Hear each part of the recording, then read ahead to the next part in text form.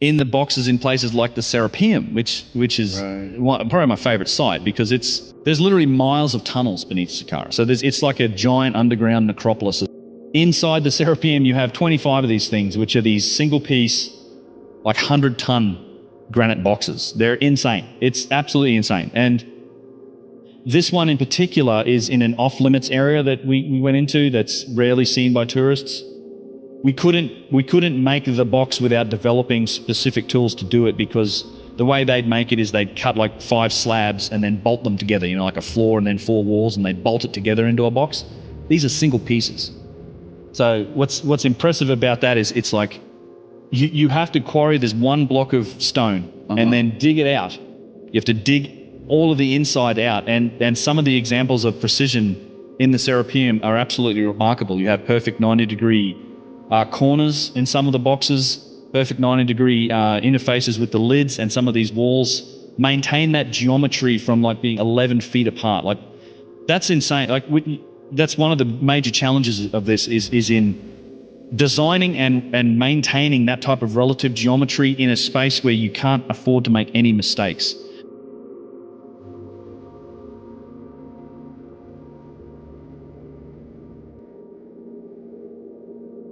The Serapium of Saqqara, nestled near Cairo, holds one of ancient Egypt's most puzzling enigmas. Enormous granite boxes, often considered to be sarcophagi. These immense boxes, carved from single blocks of granite with an astonishing level of precision, continue to baffle archaeologists, engineers, and historians. How did the ancient Egyptians craft these structures with such detail and accuracy, sparking ongoing debates about their origins? These boxes are far from ordinary stone coffins. Each is crafted from a single block of granite, known for its extreme hardness and difficulty to work with. Some of these boxes, complete with their lids, weigh as much as 70 tons, while the raw blocks they were carved from likely weighed over 200 tons. What's truly remarkable is the precision of the craftsmanship. The corners are perfectly squared, and the surfaces are so smooth they seem to rival modern machinery in accuracy. Achieving this level of exactness, especially millennia ago, raises the question: did the ancient Egyptians possess technology beyond what we've ever imagined? The interior of these boxes is equally awe-inspiring. While the smooth exteriors are impressive enough, the flawless precision on the inside seems even more impossible. How did they hollow out these massive granite blocks with such accuracy, given the tools thought to be available at the time? Copper tools, often credited to the Egyptians, would have been insufficient for the task, and the uniform thickness of the walls suggests the use of sophisticated measurement techniques far ahead of their time. Such uniformity in these boxes is unparalleled in other Egyptian artifacts, leading to more questions. Hollowing out these granite blocks would have required not just immense labor, but an advanced understanding of stone-cutting techniques that we still don't fully comprehend. Conventional explanations, primarily focusing on copper tools, fall short when compared to the remarkable precision of these boxes. How then did the Egyptians achieve this level of perfection? Some theories propose that the builders had access to lost technology, perhaps advanced tools or machinery, now forgotten in the annals of history. Researchers speculate about high-speed drills, diamond-tipped saws, or other sophisticated equipment. The notion of advanced technology in ancient Egypt is controversial, yet the evidence presented by these granite boxes continues to fuel this debate. Adding to the mystery is the question of purpose. While traditionally believed to be sarcophagi for the sacred Apis bulls, the excessive craftsmanship for mere burials raises doubts. Could these boxes have served a more complex function, perhaps related to energy manipulation or another unknown scientific process? This question remains unanswered and continues to intrigue modern researchers. Even transporting these massive boxes presents an engineering challenge. The narrow and winding underground tunnels of the Serapium would have made moving the 70-ton boxes an extraordinary feat, requiring advanced knowledge of engineering or transportation. Additionally, there are no visible signs of torches or burn marks in the tunnels. How did they light these spaces while moving such colossal objects? Despite the many mysteries, mainstream archaeologists attribute the precision and craftsmanship of the Serapium boxes to the skill and patience of ancient Egyptian stoneworkers. They argue that, over generations, the Egyptians perfected their techniques, achieving incredible accuracy through dedication rather than technology. Critics of the advanced technology theory maintain that there is no concrete evidence supporting the existence of machines or sophisticated tools during the time these boxes were created. Yet, as more of these boxes are discovered throughout Egypt, the questions multiply. Across the country, similar examples of giant granite boxes exist, each demonstrating the same level of craftsmanship and precision. This suggests the possibility of a forgotten technology, one far beyond what is traditionally accepted in the study of ancient Egypt. One example, found in the Cairo Museum, displays an irregular slanted cut that was likely abandoned due to an error in the process. But this mistake tells more than expected. It reveals the possibility of a highly advanced cutting method. The cut extends deep into the granite, an impossible feat with traditional copper chisels or saws. The precision hints at the use of circular saws or similar tools capable of cutting through granite with speed and accuracy. Traditional theories suggest that the Egyptians used slow copper-based saws to cut granite. However, modern attempts to replicate this technique resulted in an excruciatingly slow cutting rate of only 4 millimeters per hour. At such a pace, it's implausible that ancient artisans wouldn't have corrected the significant deviation seen in the error. The precision of the cut suggests the use of advanced machinery far beyond what is typically attributed to ancient Egypt. Similar saw marks have been observed on other granite boxes, some of which are also displayed at the Cairo Museum. These marks resemble those made by modern band saws, but appear to indicate an even higher operational speed. Contemporary granite cutting saws rely on diamond-encrusted blades, technology believed to be far out of reach for the ancient Egyptians. Yet the marks persist, challenging our understanding of the tools available in that era. Adding to the intrigue are the perfectly round tube drill holes found in various granite artifacts throughout Egypt. The depth and uniformity of these holes suggest the use of advanced drills, possibly equipped with diamond-tipped tools. One of the most striking examples is Core 7, a cylindrical piece of granite discovered near the Great Pyramids. The continuous spiral groove on Core 7 resembles the groove of a vinyl record. In fact, modern machinery that could produce such a result would require high-speed rotation and diamond-tipped tools, technologies not associated with ancient Egypt.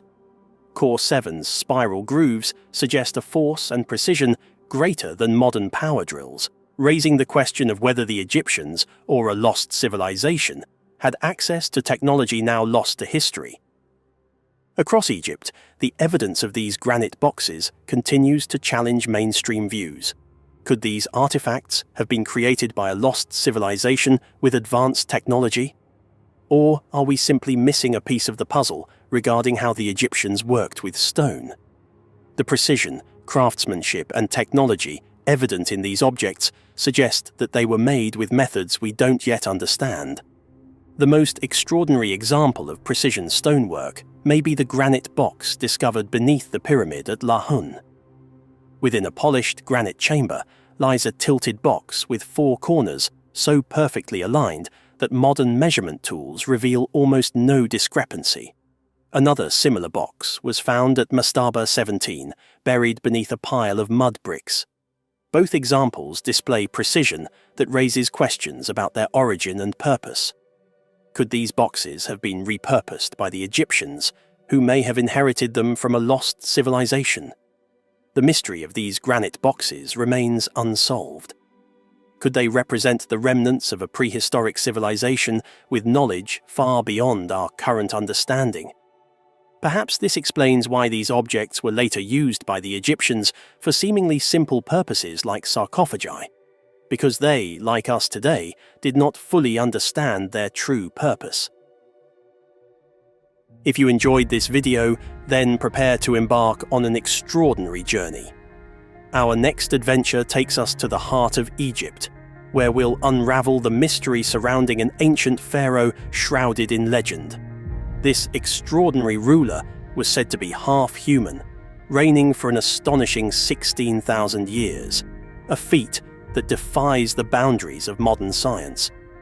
It's a story filled with intrigue and enigma, one that's bound to leave you questioning the very limits of our understanding. Before you stretches a scene of haunting desolation, not the shadow of the Great Pyramids, but a place equally steeped in ancient power, yet far less known.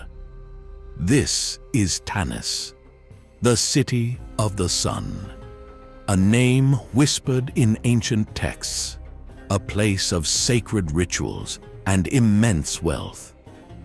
But look closer. Priceless statues bear the scars of unimaginable heat. Colossal pillars, once symbols of a mighty civilization, lie shattered as if crushed by the hand of a vengeful god. What happened here? Was this city known as Zoan in the Bible truly cursed? Did it fall victim to the shifting sands of the Nile or to the wrath of invaders? Or is the truth even more astonishing? Imagine a statue 100 feet tall, carved from solid granite, weighing more than 1,500 family cars. A feat that would challenge even modern engineers. Tanis holds secrets etched in scorched stone, secrets that speak of a fiery cataclysm. Was this the work of man, of nature, or of something more?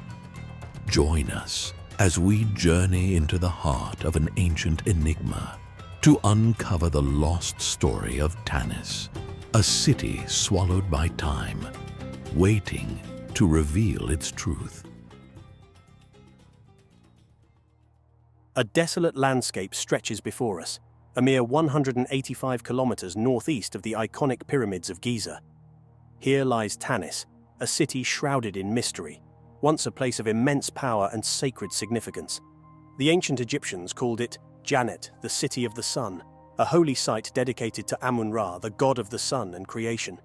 This is what met the eyes of the first explorers in 1878, a scene of utter devastation. The soil, barren and unforgiving, supports little life save for a few resilient thorny bushes. Priceless statues bear the scars of intense heat. Gigantic stone pillars lie smashed and broken, like forgotten toys of giants. Was this city cursed, struck down by the wrath of gods, or was it simply abandoned to the ravages of time? Let's rewind the clock. Tanis, known as Janet, Zoan in the Old Testament, and today as San el-Hagar, is a name whispered throughout history. Egyptologists generally agree it rose to prominence during the 21st dynasty, between 1069 and 945 BC, supplanting Thebes as Egypt's capital.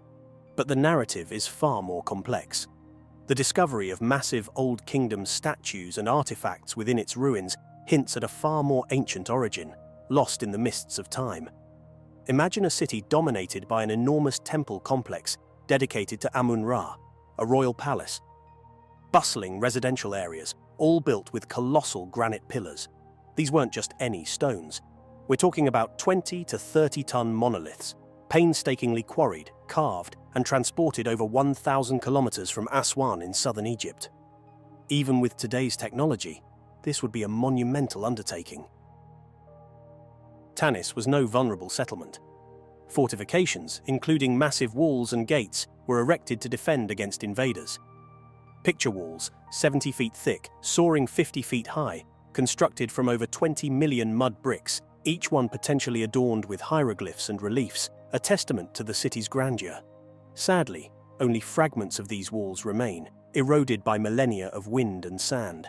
Beyond its spiritual and political importance, Tanis has yielded some truly staggering megalithic artifacts. Our understanding of this city partially stems from Napoleon Bonaparte's 1798 expedition. He claimed 2 pink granite sphinxes, now housed in the Louvre, silent witnesses to Tanis's past. Countless other massive granite statues and artifacts have been unearthed, gracing museums worldwide, while others remain in Tanis, now an open-air museum. But perhaps the most mind-boggling discovery is a colossal foot, unearthed by the renowned Flinders Petrie in the late 1800s. Based on his meticulous scalings and comparisons to other colossi, Petrie estimated the original statue to have stood a staggering 100 feet tall. This is double the height of the colossi of Memnon. How did a civilization using seemingly primitive tools, copper chisels and wooden rollers, carve, transport, and erect a statue weighing an estimated 1,500 tons? It's a feat comparable to building the Statue of Liberty. The mind reels at the sheer scale of this undertaking. In 1939, French Egyptologist Pierre Montet made a discovery that should have rivaled Howard Carter's find in the Valley of the Kings. He uncovered the royal tomb complex at Tanis, containing 3 intact burial chambers. The treasures within were breathtaking: golden masks, bracelets, tableware, necklaces, and ornate sarcophagi, all crafted with exquisite artistry. Had it not been for the outbreak of World War II, these treasures would undoubtedly be as famous as Tutankhamun's. Even today, Montet's discoveries at Tanis are relatively unknown, overshadowed by the more publicized finds. The exact cause of Tanis's decline remains a puzzle. The conventional narrative, favored by many Egyptologists, points to a shift in political power, with cities like Sais and eventually Alexandria rising to prominence. The changing course of the Nile is another factor. As the river shifted, it likely caused flooding and erosion, rendering the area less habitable. However, let's delve deeper. If the city was simply abandoned, wouldn't the inhabitants have taken their valuables? Why leave behind hoards of treasure? The photographs from the initial rediscovery of Tanis reveal a scene of almost biblical destruction. And perhaps there's a reason for that. Remember, Tanis is the biblical zone. In Ezekiel 30:14, the prophet foretells its doom. "I will lay waste to Upper Egypt, set fire to Zoan, and inflict punishment on Thebes." Could this be a clue? Egypt's fertile lands and strategic location have made it a battleground for millennia. Alexander the Great, the Sasanian Persians, and the Crusaders all marched through this region, leaving their mark. Could fierce battles have contributed to Tanis's destruction? Earthquakes too have plagued Egypt throughout history. While they could explain some of the damage, they don't account for the scorch marks found on many artifacts. Look closely at this statue. The right side of its face shows clear signs of intense heat. Granite requires temperatures exceeding 1,200 degrees Celsius to exhibit such damage. Was this divine retribution, a lightning strike, a meteor airburst, or the result of a more earthly weapon? One intriguing possibility is Greek fire, a devastating incendiary weapon used by the Eastern Roman Empire from around 672 AD. This terrifying concoction, likely a mixture of naphtha and quicklime, could ignite upon contact with water and was projected from flame-throwing devices. Could Greek fire have been used to raise Tanis? While primarily a naval weapon, it's conceivable that Greek fire, or a similar incendiary technology, could have been adapted for land-based warfare. The destruction at Tanis, particularly the scorched stone that requires temperatures exceeding 1,200 degrees Celsius to achieve, aligns with the potential destructive power of such a weapon. While the spectre of Greek fire is certainly captivating, there's another, perhaps more grounded explanation for the intense fire damage at Tanis. We must remember that Tanis was a major religious and administrative center for centuries. It's conceivable that large-scale industrial or ritualistic activities involving intense, sustained heat took place within the city. It's important to note that this explanation doesn't necessarily contradict the others. A natural disaster, a battle, or even an attack using incendiary weapons could have triggered the initial blaze, which then escalated due to the presence of industrial or ritualistic activities, or simply because of the abundance of flammable materials within the city. This scenario, while perhaps less dramatic than divine wrath or ancient superweapons, is firmly rooted in the realities of daily life in an ancient city. It reminds us that even seemingly mundane activities, when combined with unfortunate circumstances, can have a profound and lasting impact on the historical record. The fire marks at Tanis, therefore, could be a testament not to a single catastrophic event, but to the complex interplay of human activity and the ever-present threat of fire in a world before modern fire prevention and suppression techniques. So, the sands of Tanis hold their secrets still. Was this once great city ravaged by the wrath of gods, as the ancient texts suggest? The story of Tanis is a reminder that the past is never truly gone.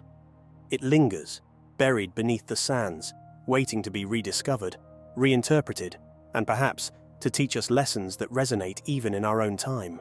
Like, if you go back to the sophistication of ancient Egypt and you think about what the civilization could have been like, I mean, you're just speculating, you're just trying to just imagine how they could have moved these 500-ton stone blocks 500 miles. You're putting all these things into your mind, and then say, how long does it take to get from that, if you knock back into barbarians, how long does it take to get from that to where we are now? This level of sophistication that allows you to get to the pyramids, and then we're nowhere near that now. So even on the most conservative speculation that the Great Pyramid is only 4,500 years ago, we're not even anywhere near that now. In the ancient city of Luxor, hidden within its majestic temple walls, lies a mystery that challenges modern understanding of ancient Egypt's science and philosophy. Egyptologist Shwala de Lubitsch, after 12 years of detailed study of the Temple of Luxor, proposed that the ancient Egyptians held a sophisticated and immutable knowledge, fully developed from the earliest dynasties. This knowledge, according to de Lubitsch, far surpassed that of other civilizations at the time, hinting at a deeper understanding of the universe. De Lubitsch's research into the temple's intricate carvings and architectural design led him to a remarkable discovery, which he called transparency in the stone blocks. While copying temple plans and examining wall carvings, he noticed tiny embedded stones in larger blocks, which had been previously dismissed as errors. De Lubitsch proposed that these stones were markers placed by the master builders for precise measurements. This realization spurred adjustments in his own measurements, leading to even more astonishing findings. He observed that carvings on opposite sides of some walls seemed to align in impossible ways, as if the stone between them was transparent, allowing the design to flow through. This phenomenon, which de Lubitsch likened to a see-through banknote, suggested a level of craftsmanship and intentionality that defied conventional understanding of ancient architecture. The temple's carvings could only be fully appreciated when viewed as a continuous design, transcending the physical stone. One striking example of this transparency is between Room 12 and Room 5 in the Temple of Luxor. A stone block separating these rooms features carvings that seem to project through the stone itself. In Room 12, a hieroglyph for cloth is carved, while in Room 5, a box for cloths appears. The two images fitting together as if the stone was transparent. The technical precision needed to achieve this effect raises profound questions about the knowledge and skills of the ancient builders. De Lubitsch's discoveries extended beyond transparency.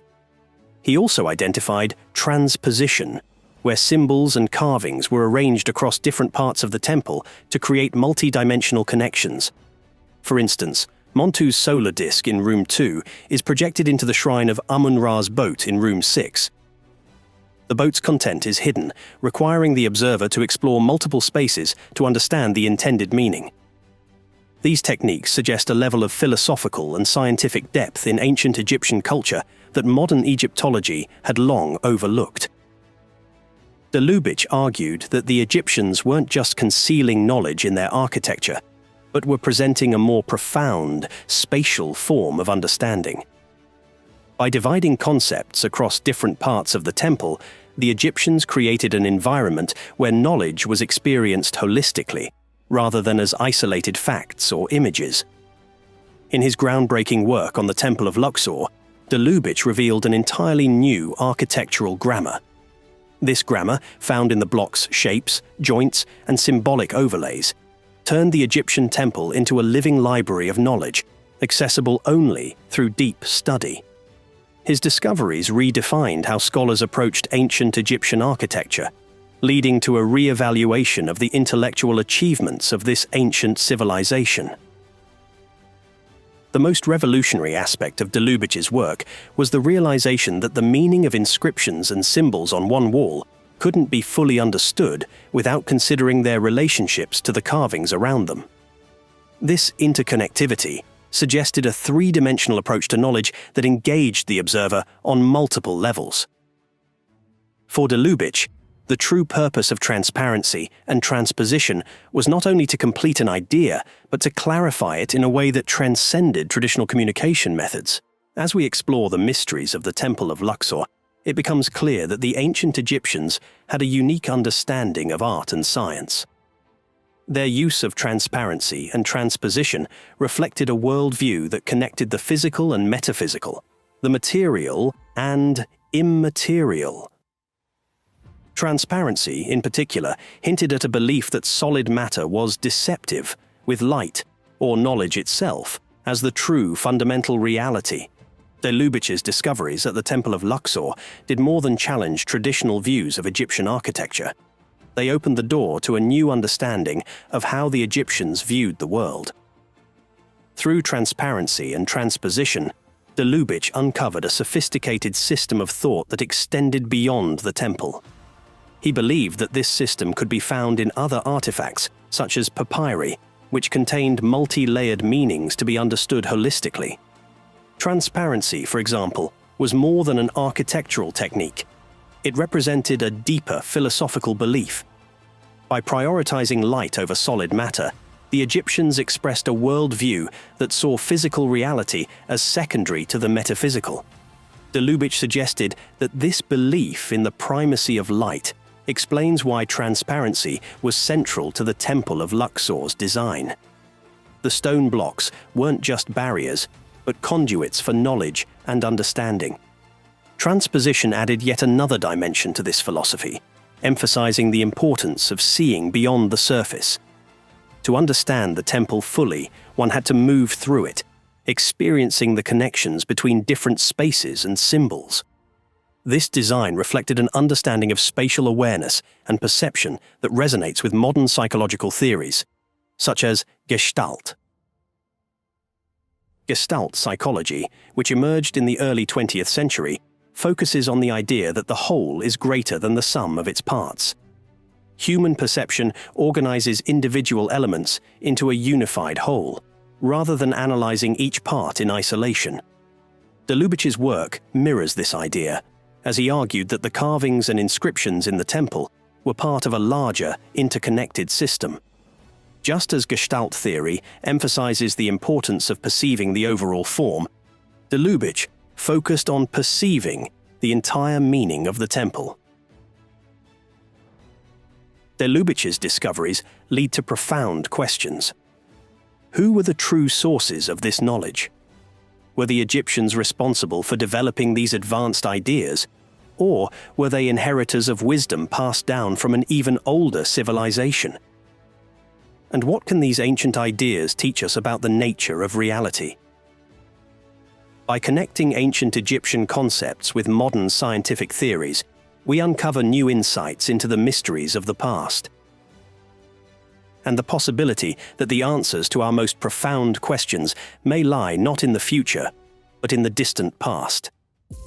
You know, the Sphinx, it's described as a gateway. Like, there is a lot of legitimate reasons to think that there's something below that structure.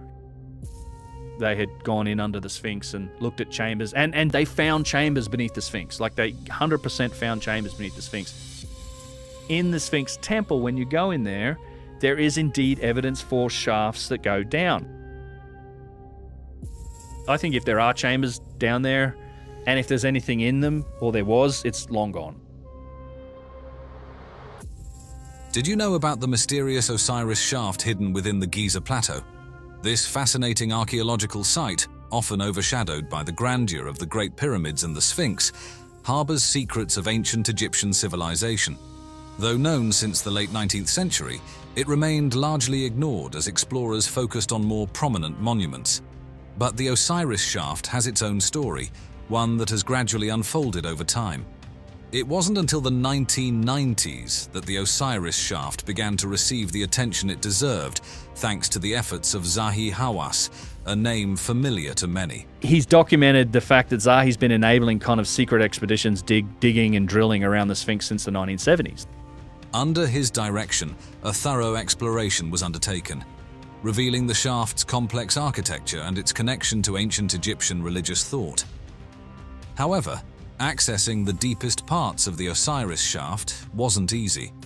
The team had to overcome the significant challenge of draining the water that had flooded its lower levels, particularly the third level, which was partially submerged. The same story of a great flood, which brought a former age of the world to an end. The effort required to bring in modern equipment and remove the water was immense, but it was crucial to unveiling the shaft's hidden secrets. The Osiris shaft, with its 3 levels descending deep into the earth, turned out to be a remarkable puzzle of architecture, burial customs, and hidden treasures. The design itself is a marvel of ancient engineering, with each level serving a unique purpose. At the bottom, a large stone sarcophagus rests in a chamber partially filled with water, evoking the ancient Egyptian underworld. It's as if the Egyptians constructed their version of the afterlife deep within the Giza plateau. The second level, with its 6 empty burial shafts, adds to the mystery. Were they looted, or were they never intended to hold anything? This level offers insights into burial practices and rituals, though some aspects remain unclear. Despite the absence of inscriptions that could pinpoint who built the shaft and when, the artifacts discovered within, pottery shards, fragments of stone vessels, and other small items, suggest the Osiris shaft dates back to the New Kingdom period. These artifacts provide valuable clues, helping researchers piece together the history of this incredible structure. One of the most poignant discoveries was the mummified remains found in the smaller chambers surrounding the central sarcophagus. These remains offer a rare glimpse into the lives of ancient Egyptians, revealing details about their diets, lifestyles, and perhaps even their deaths. Let's take a moment to talk about Osiris, the ancient Egyptian god of the afterlife, death, and rebirth. According to mythology, Osiris was betrayed by his brother Set, leading to a story of death, dismemberment, and resurrection that reads like an ancient epic. His wife, Isis, reassembled him and brought him back to life, making Osiris a symbol of the eternal cycle of life, death, and rebirth. The Osiris shaft is thought to be a 3-dimensional tribute to this epic tale. But over here we have the god Osiris from Egypt, remembered by the ancient Egyptians as a bringer of the gifts of civilization. At the shaft's deepest point, there's a chamber filled with water, believed to represent the underworld. Standing before the large stone sarcophagus, which symbolizes Osiris's tomb, one can almost feel the connection to his journey through death and his role as ruler of the afterlife. But why was such a place built? One theory is that the Osiris shaft served as a site for initiation rites, a kind of spiritual boot camp where participants underwent trials symbolizing death and rebirth, mirroring Osiris's experiences. These rites were believed to impart secret knowledge and bring about a spiritual transformation in the initiates. Some even speculate that the shaft's design was influenced by the stars, aligning with celestial bodies associated with Osiris and the afterlife. The shaft may have been a bridge between Earth and the heavens, representing the soul's journey after death. What's truly fascinating is how the structure of the Osiris shaft and the artifacts found within echo ancient texts like the Pyramid texts and the Book of the Dead. These texts offer a window into the Egyptian view of the afterlife, complete with references to water, boats, and the importance of sarcophagi. The shaft can be seen as a stone-bound version of these ancient scrolls, a tangible connection to the beliefs and rituals of a long-lost civilization. Buried deep within the limestone bedrock, the Osiris shaft is a 3-level labyrinth that masterfully combines practicality with a touch of the mystical. Let's explore what makes the architecture of the Osiris shaft so intriguing. The design and construction of the shaft are nothing short of remarkable, showcasing the advanced planning and building techniques of the ancient Egyptians. The precision with which they carved out these chambers from the bedrock reflects their deep understanding of the earth beneath them.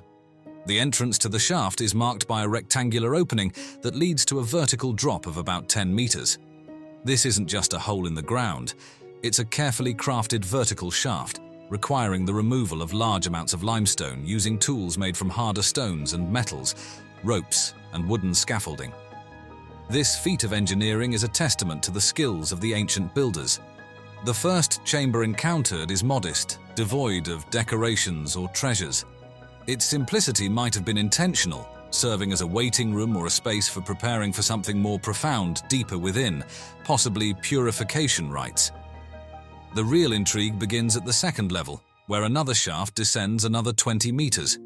This chamber is more complex, containing 6 empty burial shafts that have sparked much speculation. Were they looted, or were they always meant to be symbolic? These shafts could have been used for actual burials, or perhaps represented the journey to the afterlife.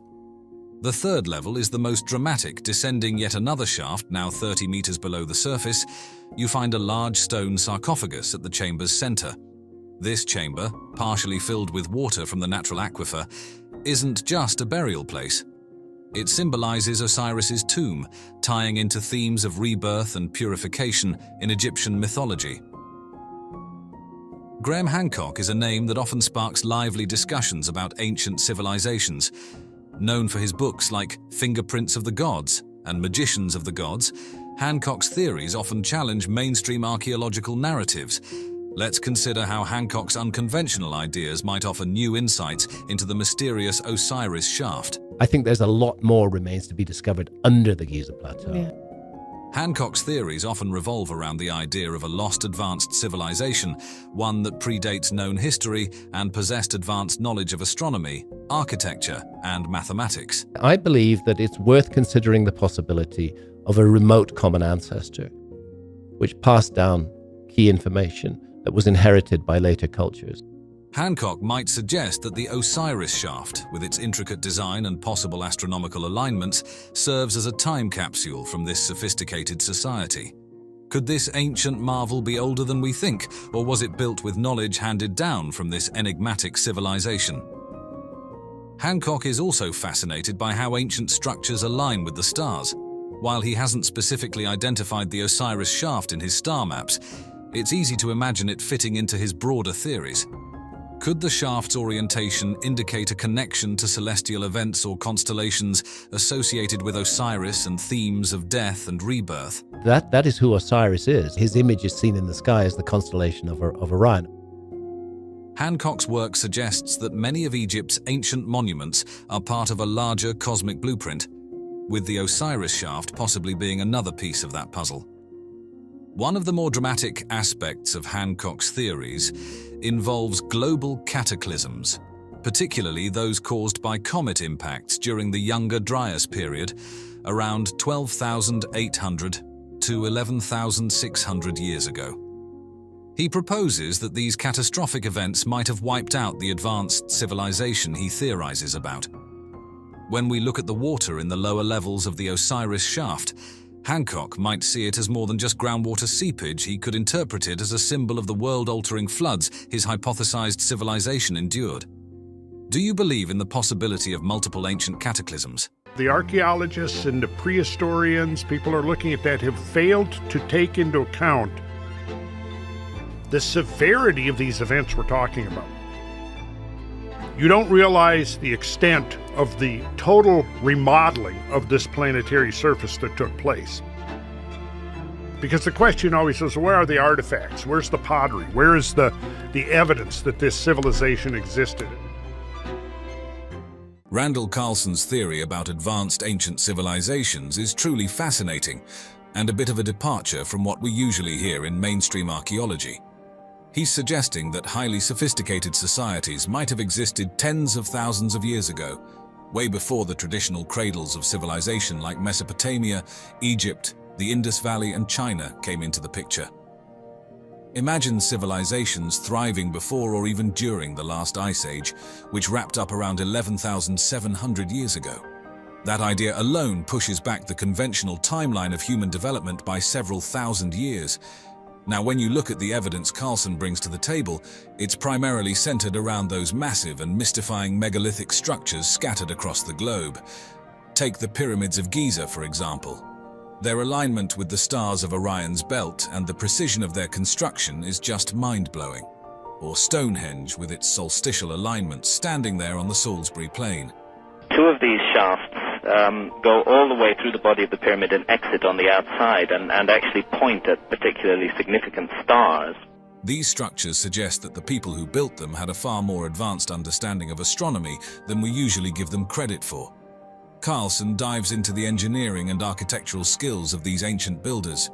He talks about how they constructed these massive stone structures, some involving stones weighing several tons. Just think about the logistics of transporting and precisely placing these enormous stones over great distances. It indicates a level of engineering know-how and physical physics that seems way ahead of their time. Now moving on. Randall Carlson's theory about ancient civilizations is absolutely something different, isn't it? He really makes you think about the roots of our history in a new way.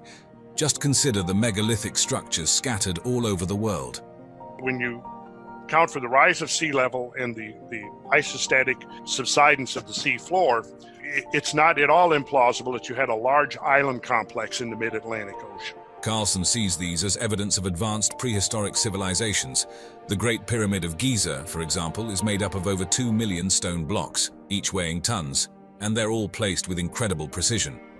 It's not just about the sheer size, but the sophistication in their construction. And it's not just in one place. These megalithic structures are everywhere, from the stone circles in Europe to the pyramids in Egypt and Mesoamerica. Carlson points out that the similarities in construction techniques and astronomical alignments across different cultures hint at a possibly shared or globally distributed source of knowledge. It's like these ancient builders were all tapping into the same advanced understanding, which is pretty mind-blowing to think about. Now, where it gets even more intriguing, is how Carlson links the disappearance of this advanced knowledge to catastrophic events. He often refers to the Younger Dryas impact hypothesis, suggesting that a comet impact might have triggered drastic climatic changes at the end of the Ice Age. You may have periods of time where you have multiple impacts occurring over a short period of time associated with the destruction and disintegration of large comets. Imagine massive flooding, climate shifts, and entire civilizations collapsing. It's like something out of a movie, but Carlson suggests it could be what wiped out these advanced societies and their knowledge. But here's the thing. He thinks this lost knowledge didn't just vanish. According to Carlson, it lived on in myths, legends, and religious texts, which he sees not just as stories but as historical records. Take the flood myths, for example, like Noah's Ark or the Epic of Gilgamesh. Carlson sees these as allegorical references to actual historical events, like massive post-glacial flooding. He believes that remnants of knowledge from these advanced civilizations were passed down through generations, albeit in a fragmented and symbolically encoded way. Moving back to megalithic structures, Randall Carlson's work on the astronomical alignments of megalithic structures is like peeling back layers of history to reveal the deep astronomical knowledge of ancient civilizations.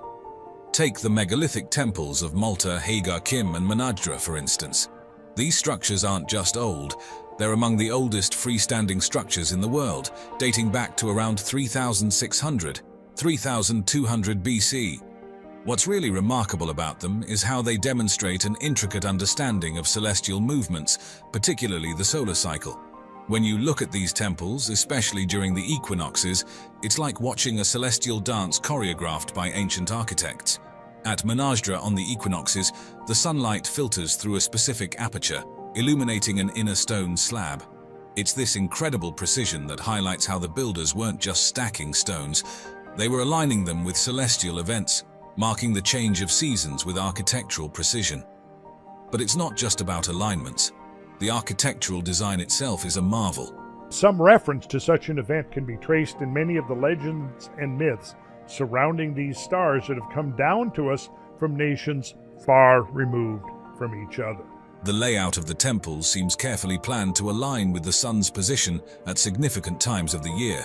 For example, the main axis of Hagar Kim is almost perfectly oriented to where the sun rises during the solstices. It shows a level of planning and understanding of the sun's movements. And then there's the construction itself. We're talking about huge megaliths, each weighing several tons, placed with such accuracy that they align with celestial events. It wasn't just a matter of brute force, it required sophisticated knowledge of astronomy and construction techniques. Plus, they used local limestone, which is abundant in Malta. The complexity of these temples goes beyond just their size or the weight of the stones. They have multiple apses, altars and intricate carvings, all forming part of a complex architectural design. The series of semicircular chambers connected by a central corridor, and their alignment with specific astronomical events. The pyramids of Giza, especially the Great Pyramid, the precision with which these pyramids align to the cardinal points of the compass is just mind-boggling. Think about it. The Great Pyramid, built for Pharaoh Khufu around 2580–2560 BC, is aligned almost perfectly north, south, east, and west. The northern side aligns to within a fraction of a degree of true north. Considering the era it was built in, that's an incredible feat of geometry and astronomy. The construction techniques themselves are a mystery. The ancient Egyptians might have used stars or the sun's path to find true north, which implies they had advanced surveying techniques and a deep understanding of angles and straight lines. It's impressive when you consider the tools and technology available at the time. Then there's the fascinating Orion correlation theory.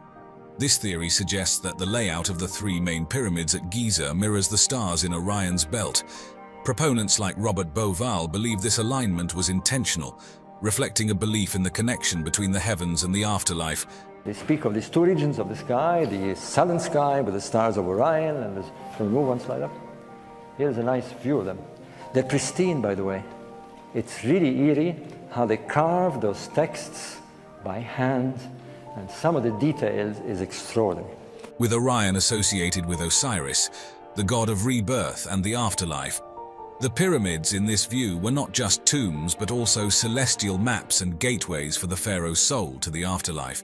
The smallest pyramid, Menkaura's pyramid, is slightly offset, mirroring the offset of the smallest star, Mintaka, in Orion's belt, which adds another layer of intrigue to this theory. The design of the pyramids also incorporates alignments with the sun and specific stars and constellations. For example, certain shafts within the Great Pyramid align with particular stars. These could have been more than architectural features. They might have held spiritual significance, possibly serving as pathways for the pharaoh's soul to the stars. Also, on specific days of the year, the sun sets between the pyramids, creating a visual spectacle likely significant in ancient Egyptian ceremonies. Now one of the most known megalithic structures. Would it be fair to say that there's an element of a rediscovery of a lost technology from the past? I think it would be fair to say that, yes. Stonehenge, out there on the Salisbury Plain in Wiltshire, England. What's particularly fascinating about Stonehenge is its astronomical alignment and how it was constructed. The way it lines up with the summer solstice is probably what it's most famous for. On the longest day of the year, the sun rises right over the heel stone, which is set just outside the main stone circle. As the sun comes up, its rays shoot straight through the entrance and light up the center of the circle. Stonehenge also aligns with the winter solstice and possibly other celestial events. During the winter solstice, the sunset is framed by those massive stone trilithons, and some experts think it might even line up with lunar phenomena, which just adds another layer to how the builders understood both the sun and the moon's movements. When you think about how Stonehenge was built, it's even more mind-blowing. The final form was completed around 2500 BC, but it was built in phases over about 1,500 years. The main part of the monument is made up of these huge sarsen stones arranged in a circle, and there are smaller blue stones that were brought over from Wales. That's over 150 miles away. And then there's the layout of the stones. They're set up in this specific geometric pattern with an outer circle, an inner horseshoe arrangement, and those trilithon structures. The precision in the layout and how the stones are oriented show a really deep understanding of geometry and astronomy. It's not just a bunch of rocks placed randomly. Everything at Stonehenge is set up with purpose and meaning, which makes you wonder a little bit, doesn't it? The Great Pyramid, mostly that's the one that's been studied. We actually haven't done a whole lot of studying on the other pyramids. It's something that's severely lacking. In fact, we've not even cleared off the bases of some of the other pyramids up at Giza. It's crazy. So you can understand why people start to question the historical narrative. The reality of them is probably stranger and more interesting than anything people can think up in terms of fiction. For centuries, we've believed that the ancient Egyptians were the masterminds behind this architectural marvel. But what if they weren't? What if instead, they simply moved into these colossal structures? Join us as we explore groundbreaking theories, unravel new discoveries, and challenge everything we thought we knew about one of the 7 wonders of the ancient world. I'm willing to accept that the Great Pyramid was largely completed by the ancient Egyptians. The Great Pyramid of Giza, built during the 4th dynasty of Egypt for Pharaoh Khufu around 2580 to 2560 BC, has long captured the imagination of people worldwide. The discovery of its entrance and the subsequent exploration of its interior chambers have significantly deepened our understanding of ancient Egyptian architecture and burial practices. For centuries, the entrance to this monumental structure was a mystery. Originally, the pyramid was encased in smooth Tura limestone, which concealed any openings. By the time explorers began their quest, most of this casing had been stripped away, revealing the underlying structure. The Great Pyramid was sealed.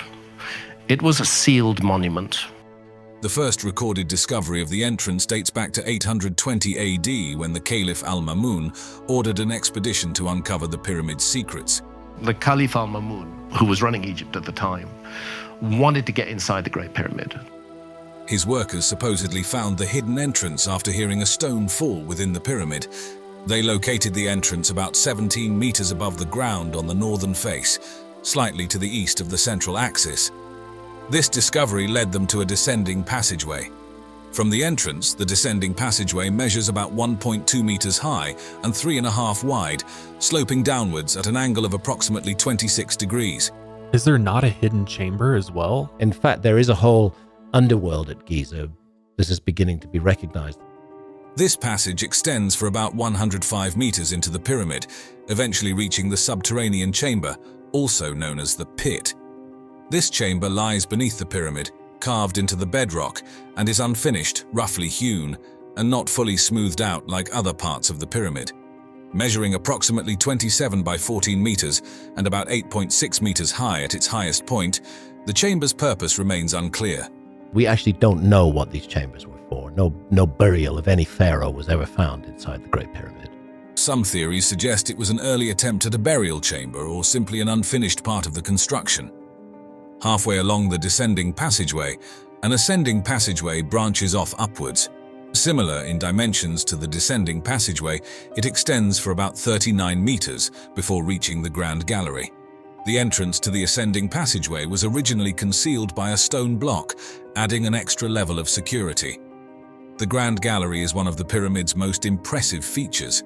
It is a steeply inclined corridor, measuring about 46.6 meters in length, 8.6 meters in height, and 2.1 meters in width at the base, narrowing slightly towards the top. The walls of the Grand Gallery are lined with precisely cut stones, and the ceiling consists of corbelled stone blocks, creating a vaulted appearance. The floor has a series of slots, possibly for the placement of beams or to aid in the transportation of heavy objects. Approximately halfway along the Grand Gallery, a horizontal passageway leads to the so-called Queen's Chamber. This chamber is smaller than the King's Chamber, measuring about 5 3/4 meters by 5 1/4 meters, with a height of 6 1/4 meters. The walls are smooth and the ceiling is pointed, forming a gabled roof. The exact purpose of the Queen's Chamber is still debated. It might have been intended as a secondary burial chamber or a symbolic chamber for the pharaoh's spirit.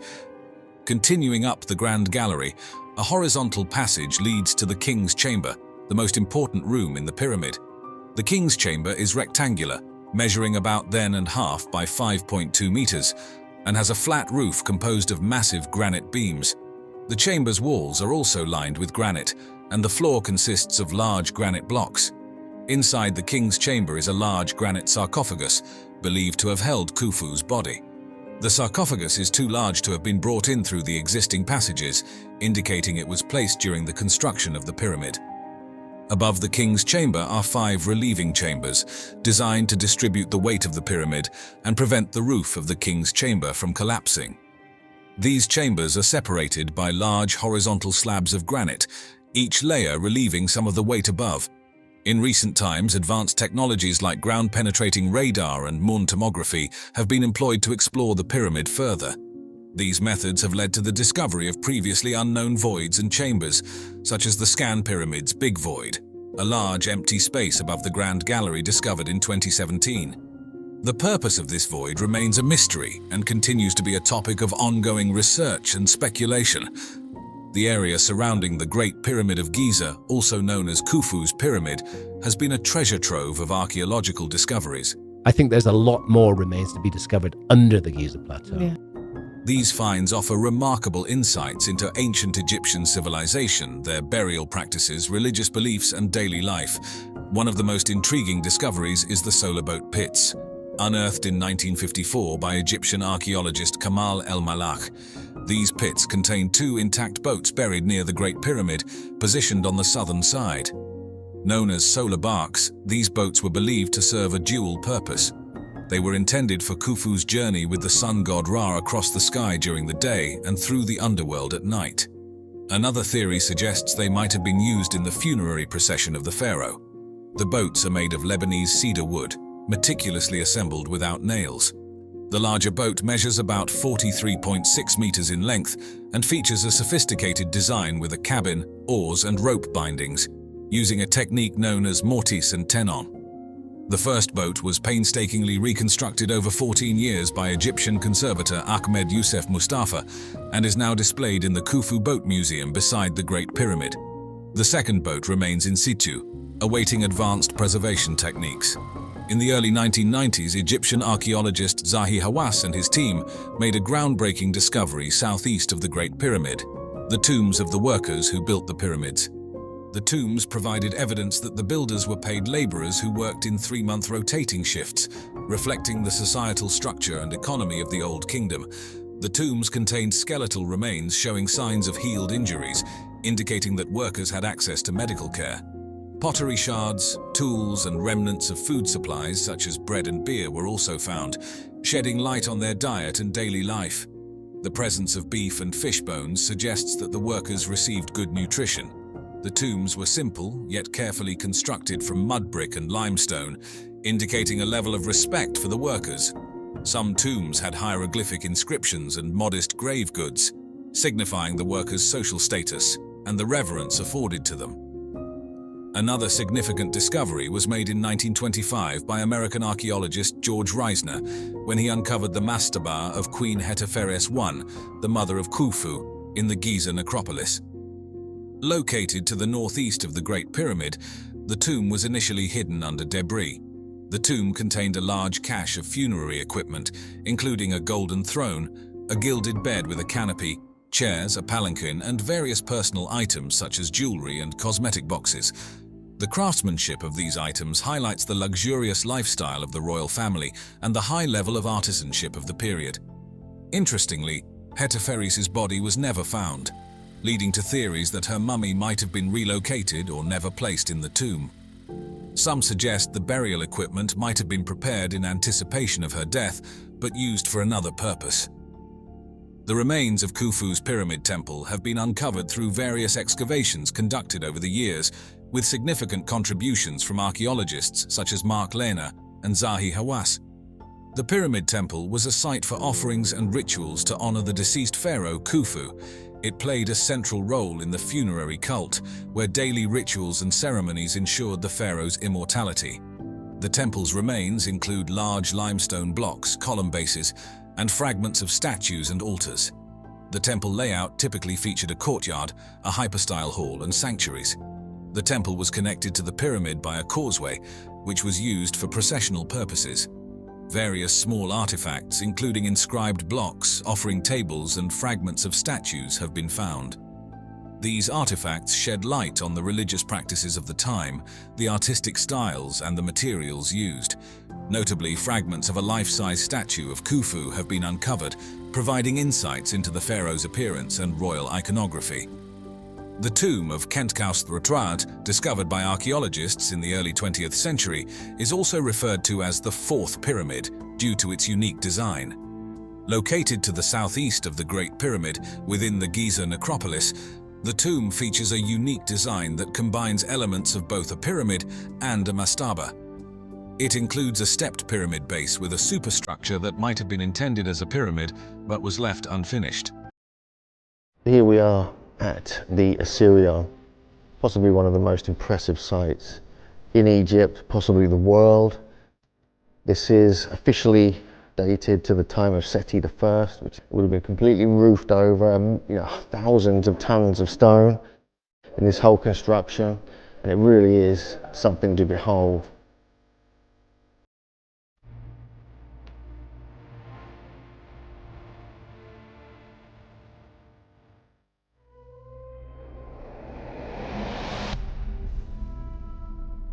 Hidden deep in the desert sands of Abydos, approximately 350 miles south of the Great Pyramid of Giza, stands the Osirion, a monumental structure shrouded in mystery.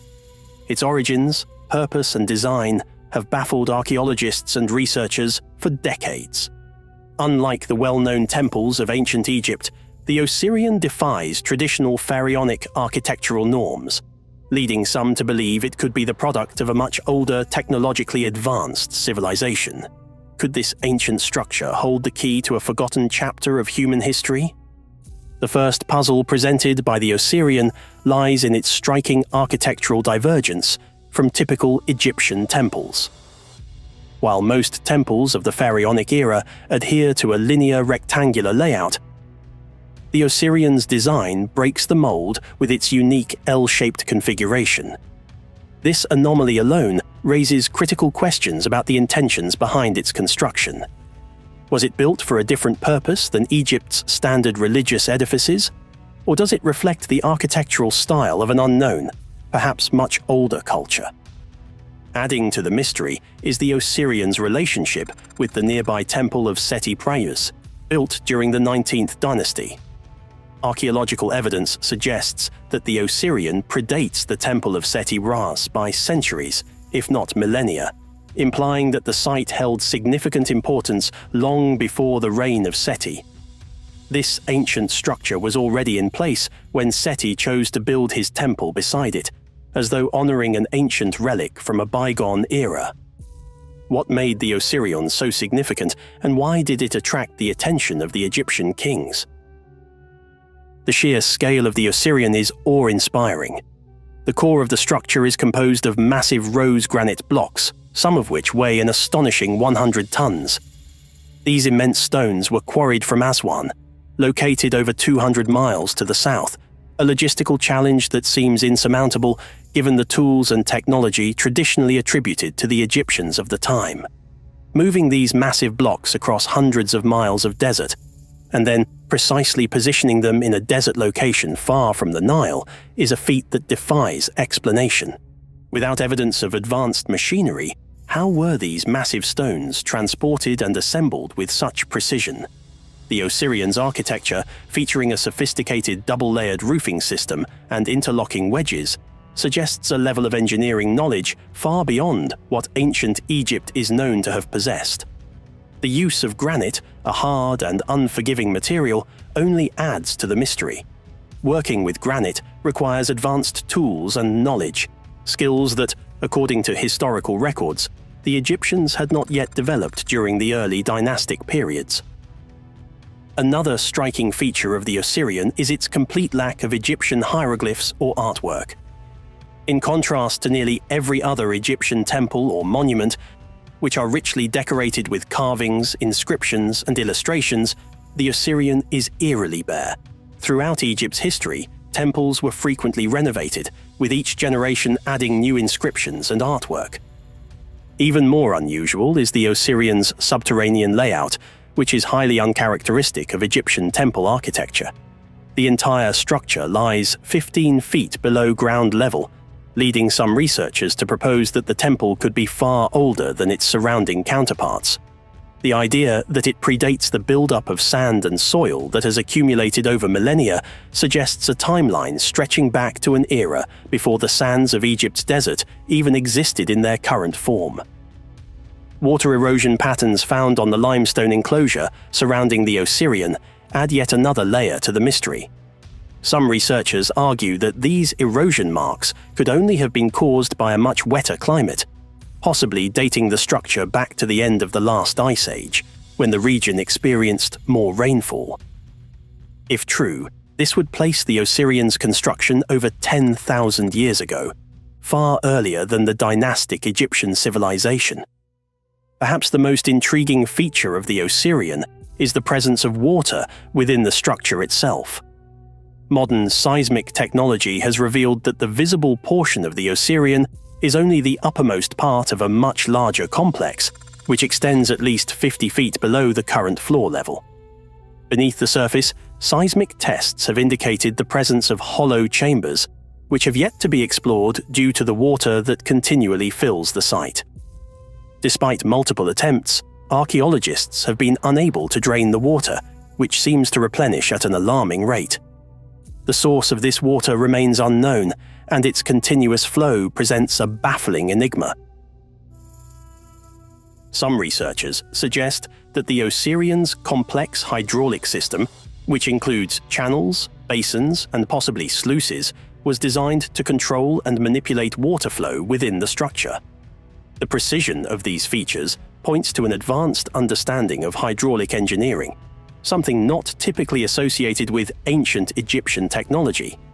While the Egyptians were known for their use of irrigation canals and basins for agriculture, the Osirians' water management techniques are far more sophisticated. The mysteries of the Osirian continue to deepen as researchers attempt to unlock its secrets. The constant replenishment of water within the structure defies explanation. James Westerman, a renowned archaeologist and historian, has spent decades studying the Osirian. His efforts to pump out the water from the structure have been met with frustration.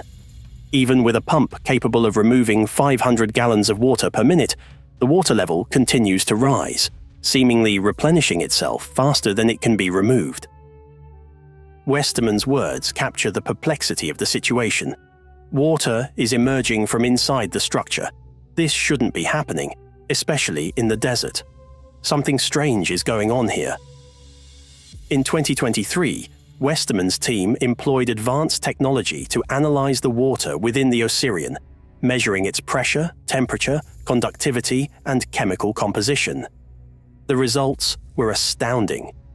The water in the Osirian was found to have a unique chemical profile, different from the surrounding wells and aquifers in the area. Westerman's research suggested that the water was being forced up through the structure, almost as though it were being propelled by some unknown force.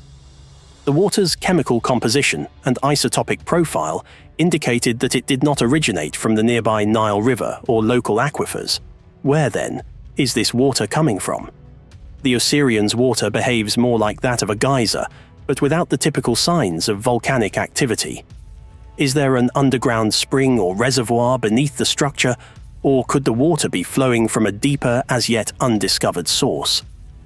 One of the most intriguing aspects of the water is its unique properties. Westerman conducted hydrologic studies and found that the water within the Osirian was drinkable after filtration. Over time, Westerman began drinking the water regularly, and he noticed something extraordinary. His eyesight began to improve. A lifelong sufferer of nearsightedness, Westerman eventually no longer needed glasses, a fact that was confirmed by an eye test. Could the water from the Osirian possess healing properties?